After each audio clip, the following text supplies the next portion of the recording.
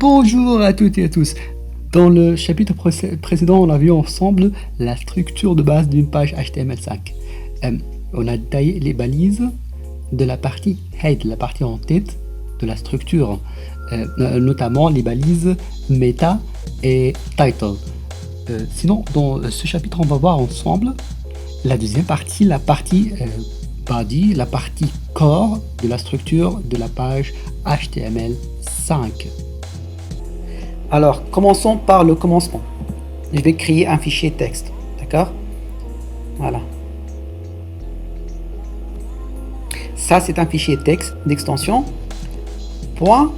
.txt.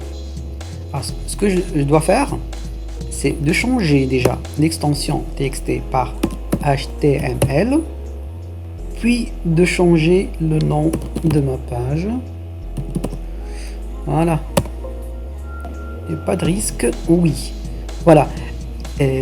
Si vous avez bien remarqué, le fichier prend systématiquement l'icône de votre navigateur par défaut. Dans mon cas, c'est Chrome. Maintenant, pour éditer ce fichier HTML, je dois utiliser un éditeur de texte. D'accord? Alors, j'ai déjà installé Notepad sur mon système. Pour éditer cette page, je dois faire juste clic droit et cliquer sur éditer avec Notepad. Si vous n'avez pas installé un éditeur de texte, c'est pas grave, vous pouvez juste utiliser un bloc-notes. D'accord? Un bloc-notes suffira pour éditer votre page HTML.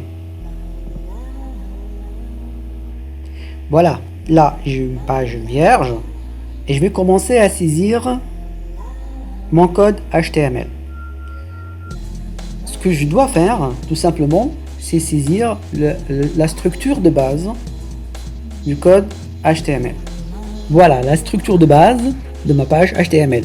Elle est constituée nécessairement des balises suivantes.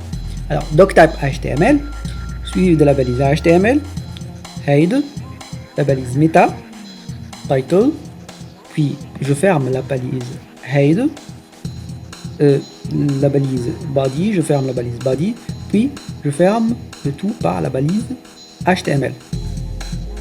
Maintenant, tout ce que je saisis dans la partie body s'affichera sur ma page HTML à l'exécution, c'est-à-dire sur mon navigateur.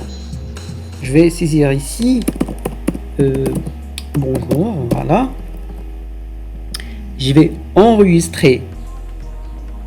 C'est très important de faire l'enregistrement avant l'exécution, donc je vais enregistrer ma page sur l'éditeur de texte, puis je vais exécuter la page directement par double clic.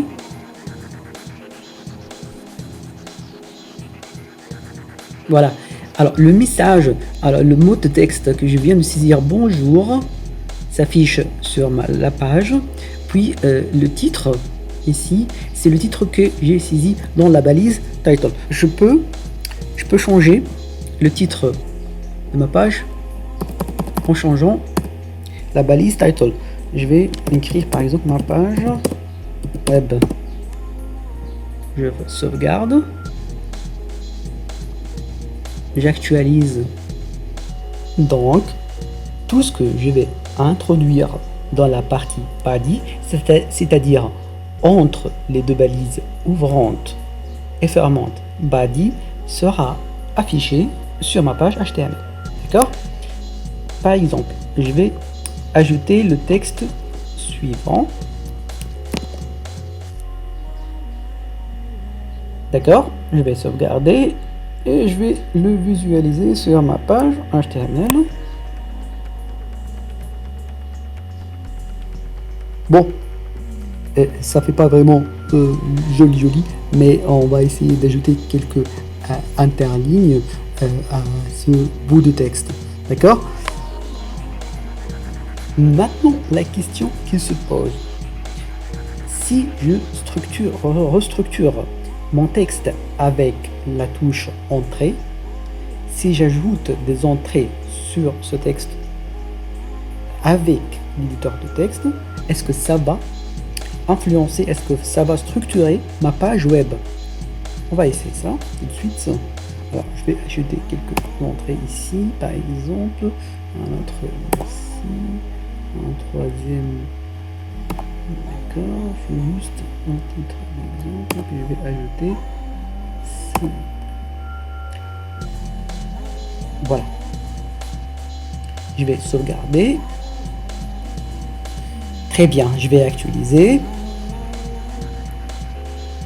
Voilà.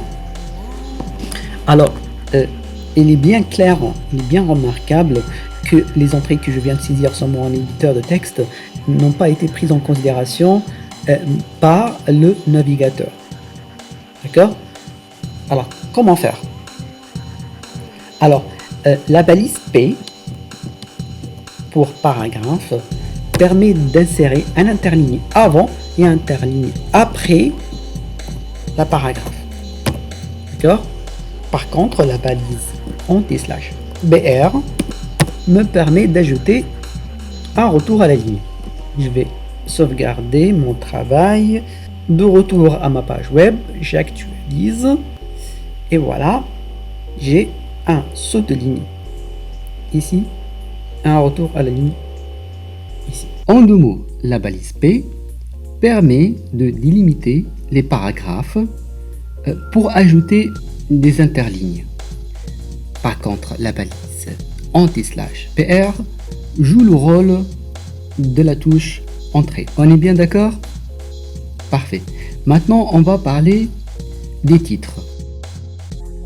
Avec les balises HTML, on peut ajouter une hiérarchie des titres allant de plus important au moins important. Le plus haut de l'hiérarchie sera délimité ou encadré par les balises H1.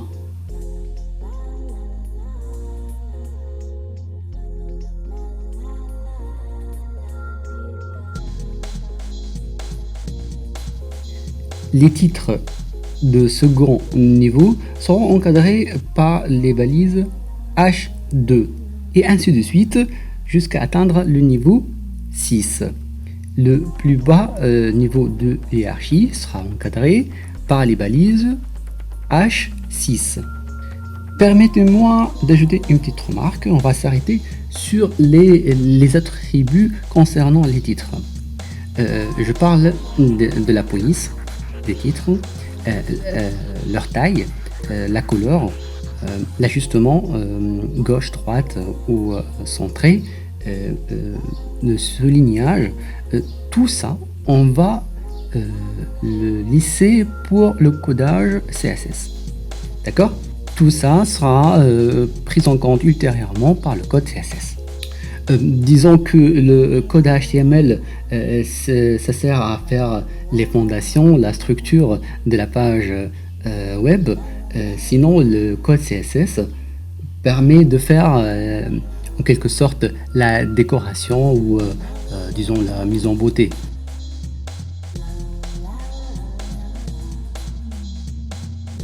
Les listes. On peut distinguer deux types de listes. Les listes ordonnées, ordered list, et les listes non ordonnées, unordered list.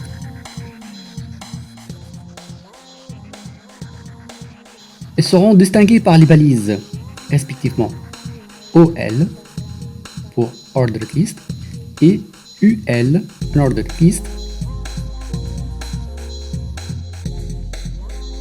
Les listes ordonnées sont les listes numérotées, les listes non ordonnées sont les listes à puce.